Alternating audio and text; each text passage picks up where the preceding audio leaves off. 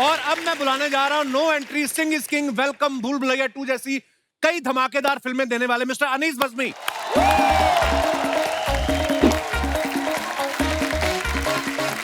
अनीस भाई बहुत बहुत स्वागत है। जोरदार तालियां अनीस भाई के लिए। और अब मैं बुलाने जा रहा हूं हम आपके दिल में रहते हैं, हमारा दिल आपके पास है, मुझे कुछ कहना है और तेरे नाम जैसी कई सुपरहिट फिल्में देने वाले मिस्टर सतीश कौशिक साहब।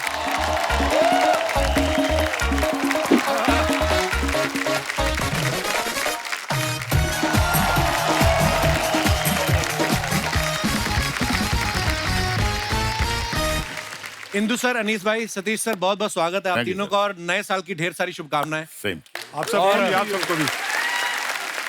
मैं दर्शकों को बता दूं, हमारे तीनों मेहमान जो है आज के इतने टैलेंटेड, इतने धुरंधर डायरेक्टर हैं, ये चाहे ना तो मुझे लेके भी फिल्म बना सकते हैं।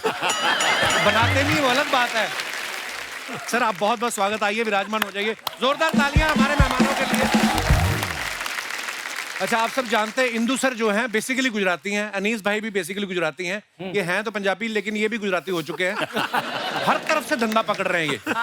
एक्टर तो हैं ही, राइटर भी हैं, ये डायरेक्टर भी हैं, रेडियो पे ये काम कर रहे हैं, टीवी पे, ओटीटी, इवेंट्स, सब कुछ। सर इतना काम करने के पीछे क्या रीजन है? आपको घर पे बैठना पसंद नहीं है या आपकी मैडम को आपका घर पे बैठना पसंद नहीं है? हर तरफ छाए हुए हैं आप। एक्चुअली जहाँ से हम लोग आए हैं ना, जहाँ से आप भी आए हो जी, नॉर्थ से, और जिनको फिल्मों में काम करने का शौक होता था, उनको तो बस काम मिलता रहे मिलता रहे मिलता रहे और काम करते रहो करते रहो, यही आपकी इच्छा होती है और हम सब उसी को बिलोंग करते हैं।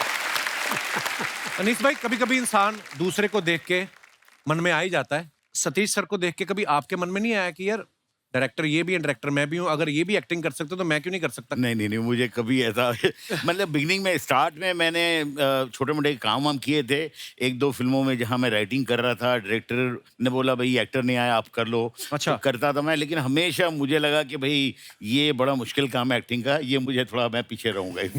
और आप इतने इतने बड़े एक्टर्स को समझाते हैं, जैसे मैंने इंदु सर का भी देखा, कब से बेटा, दिल के टाइम पे आप, और आपने इतना मेंटेन करके रखा अपने आप को, चमक भी इतना रहे इंदु सर आप। आपका मन नहीं किया क्या कि ये मैं जो अनिल कपूर को समझा रहा हूं कि ऐसे माधुरी के साथ रोमांस करना है, मेरे दिमाग में है, मैं क्यों नहीं कर सकता? कभी मन तो किया होगा इंदु सर? हाँ, 1-2 बार किया, लेकिन फिर बीवी को देख के वापस आ गया। मैंने अनीस भाई सुना आपने भी शत्रु सर के एक बचपन का रोल किया है। जी। क्या बात कर रहे हैं? क्या बात Seriously? कर रहे हैं आप? नसीब फिल्म में बिगनिंग में वही था कि थोड़ा छोटी मोटी 2-3 पिक्चर 4 पिक्चर में और किया मैंने, लेकिन मुझे ये लगा कि जब मैंने राज कपूर साहब को ज्वाइन किया उसके बाद मुझे एक्चुअली क्या है कपिल भाई, कोई बताने वाला नहीं था कि मुझे क्या करना है, तो क्या क्या नहीं करना है वो मेरी समझ में आ रहा था। क्या करना है, हाँ। अनीस भाई पैसे गिन लिए सारे? जो भूल भुलैया 2 के 300 करोड़ हुए वो? नहीं, काश मैं मतलब इसमें प्रोड्यूसर भी होता। तो हाँ, अभी हमारा काम यह है सर कि मुझे लगता है, मुझे कई अभी बिजनेसमैन मिले तो वो बताए कि सर हमने ये एक फैक्ट्री खोली है आज से 20 साल पहले और थोड़ी मेहनत की और अब काम चल रहा है। तो वो एक फैक्ट्री खोलकर आराम से हमारे यहाँ है कि हर वक्त हमको एक नई जमीन खरीदनी है, मतलब स्क्रिप्ट बनानी है, एक फैक्ट्री खोलनी है और फिर वो फैक्ट्री मालिक को देकर निकल जाना है। क्या बात! और ये ऊपर वाले ने आपको सर दिया है ऐसा टैलेंट। अच्छा, सतीश सर को आपने कितने क्यूट फनी कैरेक्टर्स में देखा है? आपने कैलेंडर के कैरेक्टर में देखा है, पप्पू पेजर के कैरेक्टर में देखा है, शराफत अली के कैरेक्टर में देखा है, और फिल्मों से जैसे ये ओटीटी में आए, इनके धार्मिक मुंह से अधार्मिक वचन सुनने को मिले। पहली बार मेरे को विश्वास नहीं हुआ सतीश सर गालियां दे रहे हैं। तो सर ये स्क्रिप्ट में देते हैं आपको या डायरेक्टर ये बोलता है कि ये है आपकी स्क्रिप्ट, गालियां स्वाद अनुसार? भाई तो ऑफ कोर्स डायरेक्टर और राइटर ने जो लिखा होता है जी, वो देते हैं। और दूसरा कई बार क्या होता है ना, एक्टर हो चाहे वो डायरेक्टर हो, अपनी ऑडियंस को शॉक करना बहुत जरूरी होता है। जैसे आप शॉक हुए कि कैसे धार्मिक मुंह से धार्मिक वर्ड निकल रहे हैं जी। तो ये ऑफ कोर्स डायरेक्टर देता है कि आपको इस तरह का किरदार करना है, तो उसको करने की कोशिश की और अलग तरह के किरदार कर रहा हूँ असल में, जो लोगों को पसंद भी आ रहे हैं। इसलिए मैंने मुंडवा भी लिया कि इससे पहले कोई मेरे बाल नोचे मैं खुद ही गंजा हो जाऊं। और आप जो भी करते हैं बहुत बहुत कमाल करते हैं सतीश सर। और बड़ा मौका मिल जाता है कि दिल में तो होता है कई लोगों को गालियां देना, आदमी दे नहीं पाता, तो चलो रोल आ गया भड़ास तो निकालो। बात निकाल लो। हालांकि नॉर्मल लाइफ में होता है ऐसा हाँ, सतीश, है ना कि लोग गालियों की बिना क्या बात Actually, बिल्कुल बिल्कुल। सही बोला। गालियां जो है, मुझे लगता है कपिल भाई, हम लोग डायलॉग लिखते हैं ना, तो मैं तो लिखता हूँ अपने दिल में, काफी गालियां आती है तो लिखता हूँ। और मुझे लगता है कि अगर गालियां अलाउड होती है तो वो जो एक्सप्रेशन गालियों में आते हैं ना, वो डायलॉग में कभी नहीं आते। राइट, नहीं बिल्कुल ट्रू फैक्ट है ये। अच्छा, आप इंदु सर की पहली फिल्में देखो आप, राजा, बेटा, मन, रिश्ते, फिर ये शरारती हो गए, फिर धमाल, मस्ती, मस्ती। ग्रेट ग्रैंड मस्ती, ये सब आना शुरू हो गया। और फिर सडनली थैंक गॉड के साथ ये फिर से धार्मिक हो गए। आप मानते हैं इंदु सर, ले दे के इंसान बाद में फिर धार्मिक हो ही जाता है। ऐसी बात नहीं है, अब वापस शरारत पे उतरूंगा। ये अच्छा। थोड़े एक मौका था शरीफ होने का, अब फिर बदमाश हो जाएंगे, घबराऊं मैं। हटेंगे नहीं आप? नहीं। बिल्कुल सर, हम चाहते भी नहीं आप हटें। इंदु सर, जब आपने धमाल बनाई थी, उसमें एक भी एक्ट्रेस नहीं थी, हीरोइन नहीं थी, जी, सारे ही लड़के थे। धमाल 1 में। हाँ, तो ऐसी ऐसी जब फिल्में होती हैं जिसमें कोई एक्ट्रेस ना हो, तो एक्टर्स टाइम पे आ जाते हैं। एक्टर्स छोड़ो, आप खुद टाइम पे पहुंच जाते हो। हाँ, तब रोते धोते लेकिन काम कर गए और बहुत अच्छा काम कर गए। हाँ। और मेरी Dhamaal 1 was the best Dhamaal. Actually agree? अच्छा, अनीस सर ने भी जब फिल्म बनाई, रोमांटिक फिल्म प्यार तो होना ही था, इतनी खूबसूरत फिल्म, उसके बाद इन्होंने कॉमेडी फिल्में बनाई, रोमांटिक फिल्में बनानी छोड़ दी। सर, उसके बाद आपका रोमांस से विश्वास उठ गया या किसी ने बोल दिया था कि अनीस डोंट बज मी? नहीं, क्या है कपिल भाई कि मैंने वो प्यार तो होना था बनाई, और उस वक्त मैं एक फिल्म लिख रहा था, सस्पेंस थ्रिलर दीवानगी। अच्छा जी। तो मुझे बहुत वो कमाल की फिल्म थी वो। बनाने में बीच में, मतलब वो फिल्म के हिट होकर दूसरी पिक्चर बनाने में 3 साल लगे, क्योंकि सब लोग ये चाह रहे थे कि मैं रोमांटिक फिल्म ही बनाऊं। यहाँ तक कि फिल्म का जो ट्रायल देखा था यश जी ने, तो यश जी ने मुझे एक बड़ा कॉम्प्लीमेंट दिया था। बोले, अनीस यार, तुम बहुत अच्छी तरह से रोमांटिक फिल्म बना सकते हो, ये छोड़ना नहीं। उसके बाद मैंने सेकंड पिक्चर जो बनाई अपना दीवानगी, तो वो सस्पेंस थ्रिलर थी। तो फिर बहुत सारी फिल्में आई सस्पेंस थ्रिलर, लेकिन उस टाइम पे मैं बनाना चाह रहा था कॉमेडी, तो फिर मैंने लिखी नो एंट्री, और फिर नो एंट्री बनाई। क्या बात है, तो No Entry। हाँ, तो बीच में 3-3, 4-4 साल का गैप रहा, सारी हिट होने के बाद भी। तो फिर उसके बाद मैंने बोला कि एक काम करते हैं भाई, कुछ सोचना नहीं है, जो उस टाइम पे लगेगा वो करेंगे। तो अभी मैं कॉमेडी भी कर रहा हूँ, बीच में अभी जो शुरू करूंगा एक एक्शन कॉमेडी बना रहा हूँ। तो अभी हॉरर मैंने कभी बनाया नहीं था जी। तो ये भूल भुलैया जो है वो मैंने बोला ऐसी हॉरर लोग हंस के मर गए उसको देख के। Comedy horror. पर कपिल, मैं आपको एक बात बताऊं, ये अनीस बज़मी जो है ना, बहुत जो होते हैं ना कि फिल्म के आदमी होते हैं, क्योंकि जिसने राज कपूर के साथ काम किया हो, आप समझ लो कि उसकी सेंसिबिलिटी कमर्शियल सिनेमा के बारे में क्या होगी। बिल्कुल। जावेद साहब मुझे एक किस्सा बताते हैं कि वहां से कुछ ऐसा हुआ, किसी स्पीच लिखने के लिए या कुछ सीन लिखने के लिए, वो कुछ ऐसा आया कि उनको भेजा गया कि हमारे एक असिस्टेंट ने लिखा है, पर जावेद साहब आप इसे ठीक कर दीजिए, इसे ठीक कर देंगे तो हमको वो अच्छा हो जाएगा। तो वो अनीस बज़मी एक यंग राइटर का लिखा हुआ कोई पीस था, वो जावेद साहब के पास आया ठीक करने के लिए। जावेद साहब मुझे बताया कि मैंने वो पढ़ा और मैंने उनसे कहा कि इसमें से एक वर्ड मत चेंज कीजिएगा, बिकॉज यंग लड़के ने कमाल का लिखा असल में। क्या बात है। और दूसरा किस्सा मुझे ये याद है कि एक्चुअली मैंने इनको अंदर बोला था, हम 14, 15, 16 हैं। अच्छा। आप समझते हो 14, 15, 16 नहीं ना, किसी को पता? हमारी उम्र नहीं है। वैसे दिल से तो हम 14, 15, 16 हैं असल में, लेकिन मैंने 14 पिक्चरें डायरेक्ट की हुई हैं, इन्होंने 15 पिक्चरें डायरेक्ट की हुई हैं, और इन्होंने 16 पिक्चरें डायरेक्ट की हुई हैं। अनीस बज़मी यंग राइटर, ये मेरे घर पे यारी रोड में रहता था, 1 बेडरूम हॉल में। ये मेरे को स्वर्ग एक पिक्चर बनी थी जिसमें मैंने पहली बार काम किया था, डेविड धवन की पिक्चर थी एज ए राइटर। ये मुझे सुनाने आए, इन्होंने कपिल जो रोल सुनाया और स्क्रिप्ट सुनाई ना, पढ़ पढ़ पढ़ पढ़ पढ़ पढ़ पढ़, तो उन दिनों में हम डायरेक्टर बनते, मैं यार तू साला क्या सुनाता है यार। और ऊपर से पिक्चर की कहानी इसने कोई 5 से 7 मिनट के अंदर, और तब अनीस ने बोला था कि सर पिक्चर की कहानी वो होती है जो 5 मिनट के अंदर सुना दो और बंदे के समझ में आए ना, तो इसका मतलब करेक्ट कहानी है। क्या बात तो ये अनीस और वो घर मेरे लिए लकी बहुत था, वो बहुत लकी था, बिकॉज ये दोनों डायरेक्टर आज बैठे हुए हैं। अनीस स्वर्ग की पिक्चर सुनाने आया था, और मैं अपनी दिल मैं अपनी दिल इनको सुनाने इनके घर पे गया था। मैं बोला, सतीश मैंने एक कहानी लिखी है यार, सुन कैसी है। तो और इन्होंने उसकी सुना। कहानी में बैठे थे हम लोग, हाँ। मतलब कि यार इसके अंदर क्या सीन होने चाहिए, राय के Correct. लिए आए थे। तो उन दोनों में बड़ा मिला जुला काम होता था। आजकल तो 1.5 डायलॉग किसी से शेयर नहीं कर सकते, आप कहीं चला ना जाए कहीं यार। इवन अनुपम खेर ये रोल करने तैयार नहीं थे मेरे ख्याल से। आपने अनुपम खेर को डांटा था। मैंने अनुपम को बोला इंदर कुमार के साथ काम कर, अच्छा, क्योंकि इंदर कुमार के सीन जो है ना वो यहाँ से परे होते हैं। वो कंजूस आदमी का रोल था। कितना कितना खूबसूरत करेक्टर था। और अपना वो पता चलता है कि इतना कंजूस है कि चाय में मक्खी गिर जाती है और उसको मक्खी निकाल के चूस- भी चूस अब ये गुजराती कमर्शियल सिनेमा का जो जो होता है ना कमर्शियल डायरेक्टर, वही सोच सकता था ये। अच्छा, अनीस भाई भी एक्टर से वो काम करा लेते हैं जो बंदा सोच भी नहीं सकता। आप देखो वेलकम में जो उदय भाई का करेक्टर था, नाना पाटेकर साहब ने किया, उनको हमने इतने सीरियस सिनेमा में देखा है। Mind blowing. ये अनीस भाई कैसे आपके दिमाग में आया कि नाना पाटेकर साहब को उदय के करेक्टर के लिए मान गए थे पहली बार में वो? नहीं, क्या है कपिल भाई कि मुझे हमेशा, मतलब मैं हमेशा तो उनको बहुत बड़ा फैन रहा हूँ।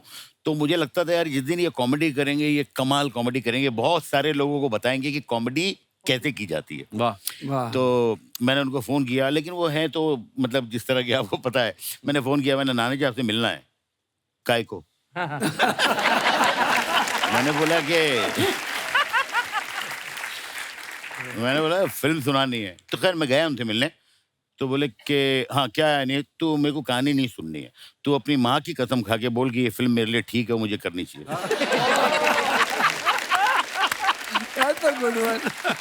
मैंने बोला नहीं आप सुन लो यार। तो बोले कि अच्छा कितनी देर में? मैंने बोला कि भाई मैं आपको 3 घंटे में सुना सकता हूँ, 30 मिनट में सुना सकता हूँ, 3 मिनट में। आपको कितने? बोले मैं 3 घंटा है। मैंने 3 घंटा उनको कहानी सुनाई, गले वले मिले। मुझे आज तक याद है वो डायलॉग, उन्होंने बोला कि मैं अनीस कच्ची मिट्टी है, तेरे सेट पे आएगा, जिस रूप में ढलना है ढाल लेना। वाह। उसके बाद पूरी फिल्म लोग कहते हैं कि बहुत तकलीफ देते हैं और बहुत टेम्पर है, कुछ भी मुझे नहीं लगा। मुझे लगा सबसे आसान काम करना जो है वो नाना जी के साथ है। क्या बात। अगर वाह। अनीस भाई वो क्या किस्सा था, विजय राज ने कोई गलती से आपकी स्क्रिप्ट फाड़ दी थी, क्या हुआ अरे था वो? हाँ, नहीं क्या हो गया सर कि मेरी फिल्म में के कई ऐसे सीन हैं जो मैं 11th आवर पे मैंने लिखे हैं। अच्छा जी। हाँ, जैसे नो एंट्री का जो क्लाइमैक्स है वो कभी भी नहीं था, शूटिंग तक नहीं था। अच्छा उसके जी। अलावा वेलकम का जो क्लाइमैक्स है, तो वेलकम में वो एक सीन था घोड़े वाला जिसमें नाना जी घोड़े पे बैठे हुए हैं। तो वो सीन जो है जब लिखने बैठता था, अच्छा मैं कल लिखूंगा। और वो दिन आ गया जब शूटिंग है, तो मैं रास्ते में जब जा रहा था लोकेशन पे तो मैं लिख रहा था, और मैं उर्दू में लिखता हूँ। तो मैंने वो किसी तरह कंप्लीट करके मैंने असिस्टेंट को दिया कि भाई अच्छा वो उसमें तो एक ही आदमी है जिसको उर्दू आती है, वो समझा रहा है, वो लिख रहे हैं वो लोग। अच्छा। और मैं नाना जी और बाकी अनिल जी है और अक्षय एंड कतरीना, इन सबको चलिए शुरू करते हैं। और मैंने पूरा सीन सुना दिया, आप ये बोलिए। सीन का हो रहा है सर, हो रहा है, बस तैयार है। इतने में शॉर्ट रेडी हो गया। तो विजय राज जो है फिल्म में डायरेक्टर थे, तो उन्होंने बोला यार मेरे हाथ में कुछ चाहिए, तो वो असिस्टेंट ने वही सीन दे दिया। और उसमें उसको कुछ नहीं मिला डायरेक्टर, उसे। हाँ डायरेक्टर को बहुत गुस्सा आता है और वो फाड़ देता है। तो वो सारा सीन उसने फाड़ दिया। एक कॉपी है, सब बिखरे हुए। मैंने जैसे कट बोला सारे असिस्टेंट भागे, एक वो पुर्जा निकाला और उसको ज्वाइन कर रहे टेप से वैसे। तो लास्ट तक पिक्चर का सीन खत्म हो गया, शूटिंग खत्म हो गई, वो कंप्लीट हुआ नहीं। मेरे को भी एक बार मौका मिला सौभाग्य अनीस भाई के साथ काम करने का। फिल्म इनके दिमाग में होती है, मैंने कभी स्क्रिप्ट नहीं देखी इनके हाथ में, दिमाग में होती है और जो सीन चल रहा है लग रहा है उतनी देर में लाइटिंग हो रही है, फटाफट ये पेपर पे लिख के दे देते हैं। अनीस भाई कभी कभी आपको डर नहीं लगता कि यार सारे रेडी हो गए, सब एडी बोल देगा कि सर शॉट रेडी है और सीन अगर नहीं लिख पाया टाइम पे तो? या। नहीं टेंशन तो होती है कपिल भाई, लेकिन क्या होता है कि वो अगर एक आदमी सिर्फ डायरेक्टर है ना, तो उसको जरा ऐसा लगता है चलो भाई स्क्रिप्ट है, ये एक बिल्कुल बाइंड है और ये सही है। जब आदमी राइटर होता है तो उसको रात को जो चीज़ लिखी है वो सुबह ऐसा लगता है नहीं और अच्छी हो सकती है, तो वो चेंज होते रहता है। तो वो एक प्लस पॉइंट भी है एज अ राइटर होने का, और एक माइनस पॉइंट भी है कि कई मरतबा मेरी फिल्म के कई सीन जो बहुत अच्छे हुए हैं वो हमेशा मुझे लगता है मैंने 11th आवर पे ही लिखे हैं, वाह। चाहे वो हाँ ऑलवेज। अनीस भाई कभी ऐसा होता है कि 10-15 एक्टर्स का सीन आप कर रहे हो? आपने भी इतनी मल्टी स्टारर फिल्में बनाई, इंदु सर आपने भी, है ना, 10-15 एक्टर्स हैं, और बीच में 2-3 की कोई लाइन ही नहीं है, या तो वो परेशान भी करते हैं अनीस भाई, मेरा कुछ बहुत करो ना। बहुत बहुत बार ऐसा होता है सर। और कई मर्तबा उनको लगता है ये हम बोल देंगे तो आपको एज ए डायरेक्टर आपको एडिटिंग भी सोचनी पड़ती है कि अच्छा चलो ये तो आराम से निकल भी जाएगा। तो वो शूटिंग पे हाँ तो बड़ा चालाक होना पड़ता है। हाँ तो वो है। और वो शूटिंग पे भी आपका जो है ना थोड़ा ऐसा चलता रहता है, अच्छा ये काट दूंगा, ये काट दूंगा, ये काट दूंगा। अच्छा, उस समय आप करने देते हो कि चल कर ले फिर तो। बट मैं आपको बताऊं, कुछ एक्टर्स जो है जो इनसिक्योर नहीं होते, अच्छे एक्टर्स होते हैं, उनके साथ बहुत अच्छा होता है। जैसे मैंने नाना जी और अनिल के साथ जब काम किया था, अनिल जी के साथ वेलकम, उसमें पीछे 3-4 बड़े अच्छे कैरेक्टर थे जिन्होंने सिर्फ मोहब्बत में, प्यार में मेरे साथ काम किया था। मुश्ताक खान और हाँ, ये वो बहुत- उनके रोल नहीं थे, ना या कोई डायलॉग था। तो मैंने कहा था मैं कुछ करूंगा, लेकिन अभी ये है कि दोस्ती यारी में आ गए थे। तो अभी कई मरतबा शॉट लगने के बाद मैं कहता था अच्छा नाना जी काम करिए, ये डायलॉग आप मत बोलिए, मुश्ताक भाई आप बोलिए। तो कई मरतबा सीन लिखा हुआ है नाना जी का और अनिल जी का, बट डायलॉग्स मैंने उन लोगों को सेट के ऊपर शूटिंग पे, पहला 2 टेक कुछ और हो चुका है, तीसरे टेक पे कुछ और है, तो इस तरह भी किया है। बट मुझे लगता है कि वो एक जादू ही होता है जब आप काम कर रहे होते हैं, उस नशे में रहते हैं, और थोड़ा इम्प्रोवाइज करना, थोड़ा चेंज करना, थोड़ा तो बहुत ऑर्गेनिक तरीके से सीन बनता है। अच्छा, आपने अरुणा ईरानी जी को इतनी फिल्मों में देखा है, वो मैं आपको बता दूं इंदु सर की बड़ी बहन ही है। फिल्म बेटा में अरुणा जी को पहली बार हमने नेगेटिव किरदार में देखा, जो परेशान करती रहती हैं, है ना? आपने जब उनको पहली बार ऐसा नेगेटिव किरदार ऑफर किया, उन्होंने कहा नहीं कि मैं कौन सा खड़ूस ननद बन के आपकी बीवी को परेशान किया है, मेरे को ऐसा रोल क्यों दे रहे हो? कैसे एकदम से आपने अरुणा जी को ऐसा रोल दे दिया? Aruna ji is like a father to us, तो अच्छा उनकी जी। हम बहुत इज्जत करते हैं। उन्होंने ही हमको पाल पोस के बड़ा किया है, सब अच्छा भाई जी। बहनों को। तो आज भी अरुणा जी के सामने किसी की आवाज नहीं निकलती, ये एक फैक्ट है। अब मैंने क्या गलती की थी, मैंने एक कोई और लेडी को कास्ट कर लिया था उस रोल में। अच्छा और जी। अरुणा जी के दिल में लग रहा था कि यार इसने मुझे कास्ट नहीं किया और ये लेडी को कास्ट कर लिया। पर उसके अच्छा जी। पीछे एक कारण था, मैं भी वो आदमी इस दुनिया में है नहीं, तो मैं उनके प्रेशर में आके मैंने ये काम किया था। तो शूटिंग से 3 दिन पहले मुझे जावेद साहब का और शबाना जी का फोन आया, और उन्होंने मुझे फोन करके बोला इंदु जी आप यार बहुत ही मतलब ना समझ इंसान है। बोला क्या हुआ जावेद साहब, क्या हुआ? मेरे से कुछ गड़बड़ हो गई? बोला नहीं इंदु जी, आपके घर में इतना बड़ा स्टार है, आपने अरुणा जी को क्यों नहीं लिया? अच्छा। मैंने बोला यार कसम खुदा की मैं यही चाह रहा था, लेकिन वो जो ऊपर एक था वो करने नहीं दे रहा था। अच्छा। तो अब वो भी नहीं है इस पिक्चर में। मैं अब भी जाता हूँ, मैं उसी वक्त अरुणा जी के पास गया घर पे, उनको बोला डरते डरते अरुणा बहन वो रोल आपको करना है। 2 मिनट मेरे को ऐसा लुक दिए, मुझे लगा अभी एक झापड़ आने वाला है कि बाहर निकल, मेरे को नहीं करना है। ठीक है, इतना लेट क्यों आया? अच्छा। बोला जावेद साहब को फोन ही लेट आया बोलना था।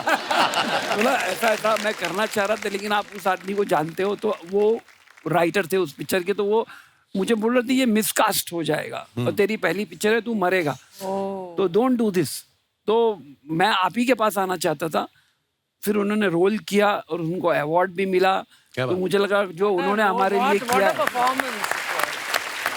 तो जो उन्होंने हमारे लिए किया उसका इतना सा एक कण मैंने उनको वापस दिया। क्या बात है?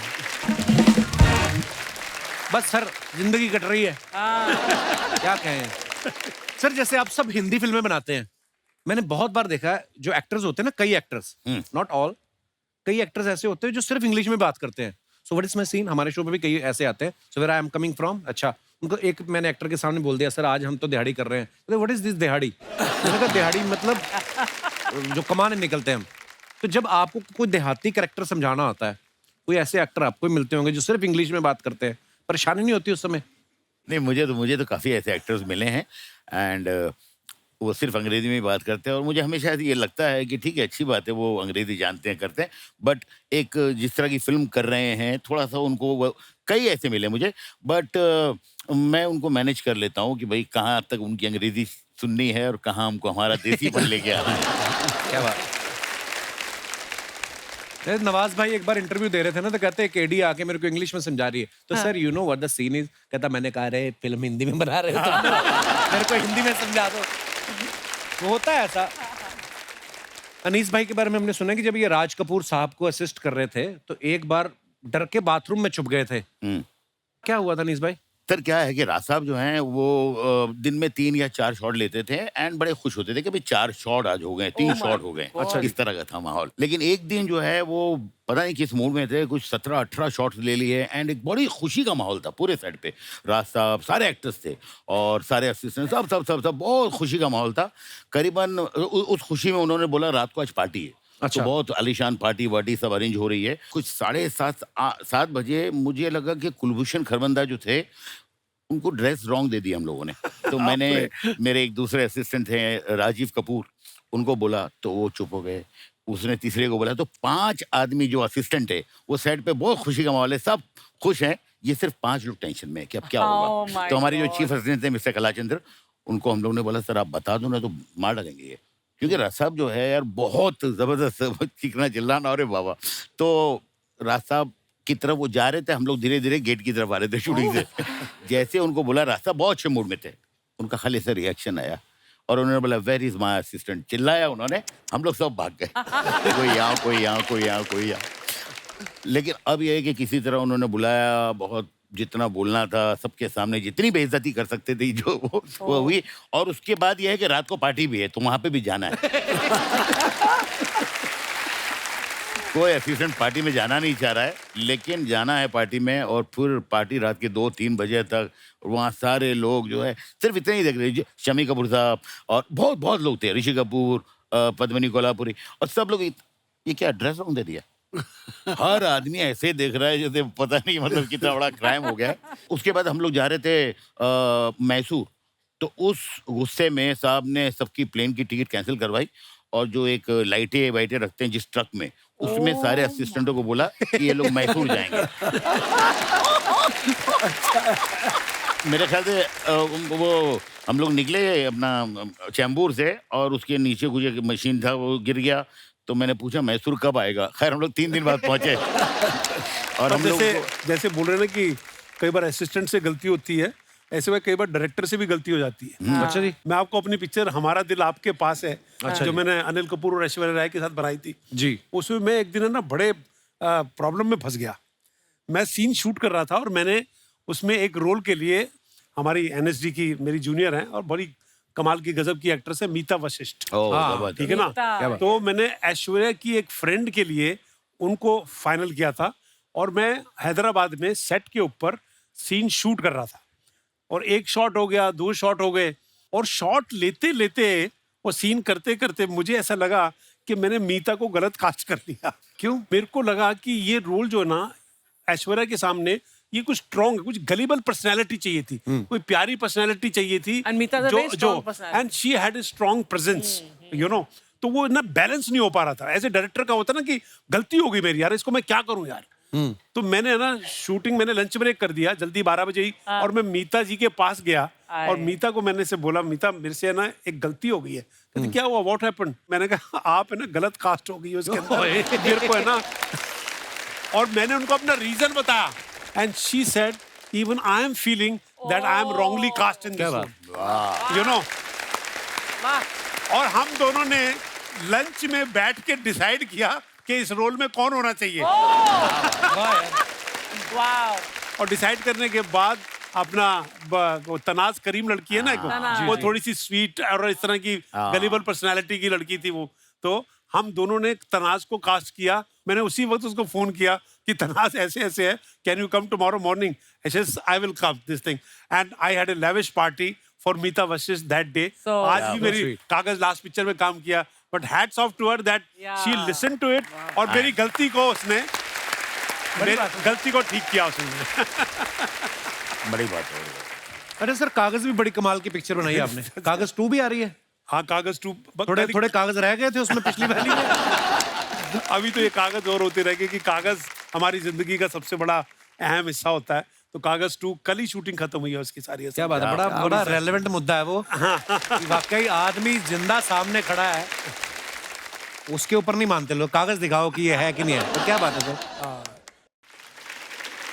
अच्छा कभी कभी ऐसा होता है ना नीरज भाई, आप तो राइटर भी हैं, आप समझते हैं इस बात को। राइटर ने लिखा कि हीरो हीरोइन स्विट्जरलैंड की हसीन वादियों में गाना गा रहे हैं जी। पीछे से प्रोड्यूसर कोहनी मारता है कि लोनावला कर स्विट्जरलैंड का।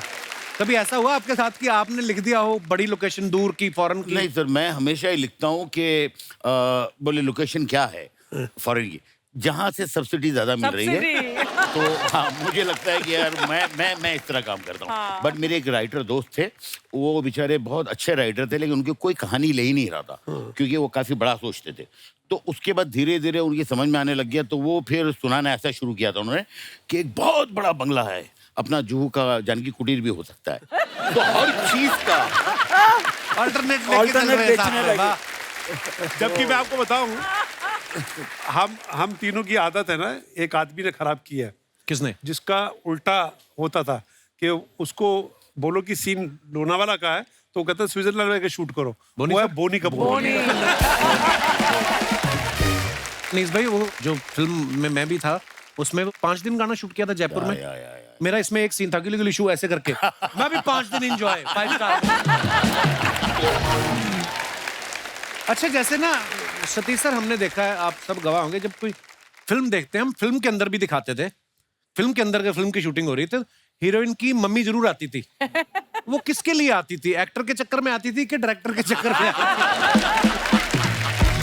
मम्मी तो अपनी बेबी के लिए आती थी बेबी असल पर में ना। नजर रखने आती हाँ। थी सतीश, है ना? हाँ, पर डायरेक्टर भी मम्मी को ज्यादा भाव ज्यादा देते थे असल में, क्योंकि उधर तो काम बन नहीं सकता, तो मम्मी पे काम बन जाएगा। सर, आपकी कुछ फोटोग्राफ्स हैं जो आप अपने फैंस के लिए डालते हैं, उसके नीचे लोग कमेंट्स बड़े मजेदार करते हैं। कुछ हमने फोटोग्राफ्स निकाली हैं, आपको दिखाना चाहते हैं, दिखाइए जरा। अनीस भाई ने ये फोटो डाला है, scrolling through all the love received for भूल भुलैया 2। नीचे कमेंट्स देखते हैं। ये टेंशन में है कि बैंक ने ये 125 रुपए किस बात के काट लिए। फिल्म हिट होने के बाद प्रोड्यूसर ने प्रॉफिट की जगह लड्डू भेज दिए। अब ये हिसाब लगा रहे हैं कितने के लड्डू भेजे। कई लोग दूर से बिजी नजर आते हैं, पास जाके देखो तो वो लूडो खेल रहे होते हैं। हीरोइन के बाहर जाते ही चुपचाप उसके फोन से खुद को फॉलो करवाते हुए अनीस बजमी। और दिखाइए, सतीश सर ने ये फोटो डाला है हनी सिंह के साथ। It was fun to be part of superstar singer yo Honey Singh latest song जाम। It is out now, enjoy the song, you will love it. आइए नीचे कमेंट्स देखते हैं। इस फोटो में एक हनी सिंह है, दूसरा फनी सिंह है। हनी सिंह की आंखें और सतीश कौशिक जी की खुशी देख के लग रहा है कि पार्टी में नोरा फतेही भी आई।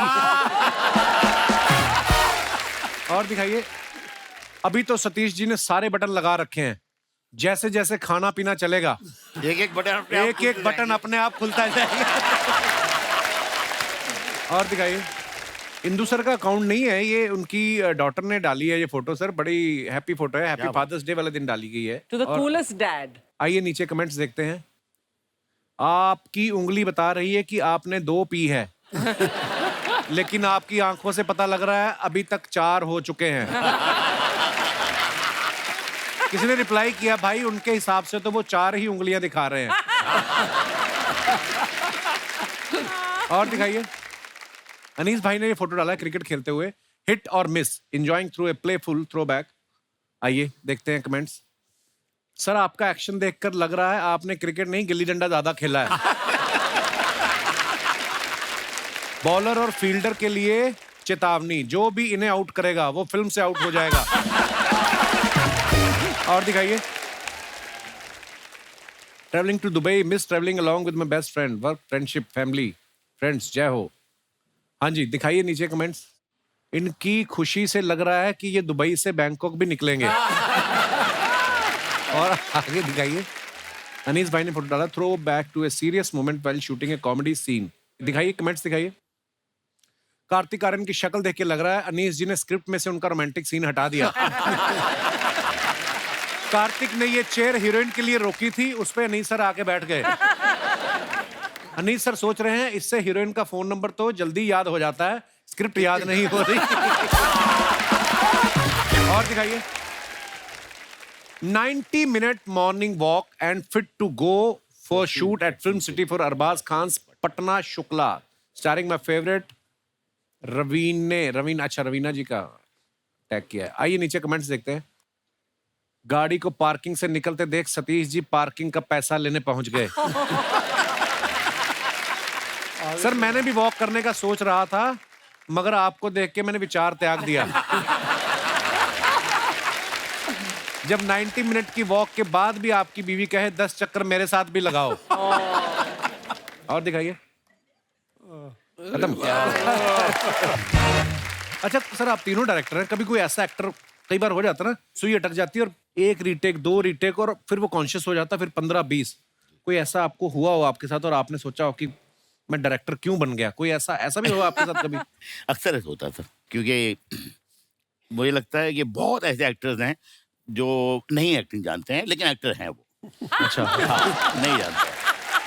तो जैसे मैं आपको बताऊं, अभी एक हमारी फिल्म थी जिसमें एक हीरोइन थी, तो उसका एक इमोशनल सीन था, तो उसकी जो ग्लिसरीन की बोतल है वो खो गई, तो वो इतनी टेंशन में आ गई, कहाँ है, कहाँ गई, कहाँ गई, कहाँ गई, क्योंकि उसे ये पता है कि अगर ये नहीं है तो वो रोने वाला सीन तो हो नहीं सकता है। Right. मैं तो ये कहता हूँ कि देखिए सर, ये मैं थक गया हूँ, ये 4 मरतबा शॉट ले लिया है, अगर 5वीं मरतबा आप कर पाएंगे तो ठीक है, वरना आपके ओवर शोल्डर से सामने अच्छा एक्टर खड़ा है, उसके ऊपर होगा। क्या बात। एक बार जोरदार तालियां हो जाएं इंदु सर, अनीस भाई और सतीश जी के लिए। सतीश सर, अनीस भाई, इंदु सर, इतना मजा आया आज Thank you आपसे very बातें much, sir. करके, Thank you so much. आपकी फिल्मों से जुड़े हुए किस्से सुन के। आई एम श्योर हमारी ऑडियंस ने बहुत मजा लिया है। एक बार जोरदार तालियां। Thank you Kapil, thank you very much sir, love you पाजी। हम तीनों ने बड़ा एंजॉय किया, लेकिन शुक्रिया।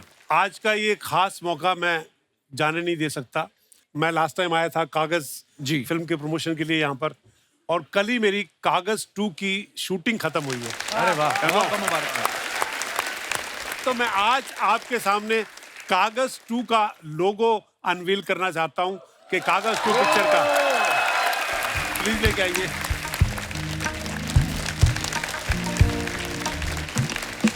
कपिल जी हैं, अर्चना मेरी जान, ये जान,